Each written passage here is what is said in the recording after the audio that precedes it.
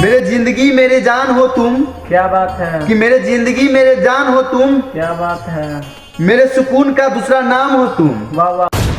आई हो दादा ले मुंह का तू जाने अपन जान बाटे खाके। मुझे बस तू ही चाहिए। क्या बात है। कि मुझे बस तू ही चाहिए। क्या बात है। ये मत पूछ कि क्यों चाहिए। वाह वाह।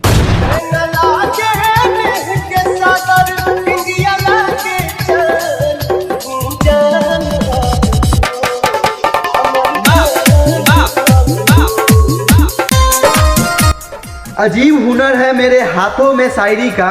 क्या बात है। कि अजीब हुनर है मेरे हाथों में शायरी का। क्या बात है। मैं बर्बादियां लिखता हूँ और लोग वाह वाह करते हैं। वाह वाह वाह वाह। के सपनवा सजाई रोजे सच कहिला तोहरा से प्यार भइल। सुरहे में सुन। प्यार वो नहीं जो दुनिया को दिखाया जाए। क्या बात है। कि प्यार वो नहीं जो दुनिया को दिखाया जाए। बहुत अच्छा। प्यार वो जो दिल से निभाया जाए।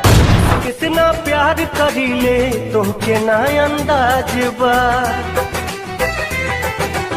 तुमसे कितना प्यार करीले। कि नींद चुराने वाले पूछते हैं कि सोते क्यों नहीं। वाह वाह वाह। कि नींद चुराने वाले पूछते हैं कि सोते क्यों नहीं। क्या बात है। इतनी फिक्र है तो हमारे होते क्यों नहीं। वाह वाह।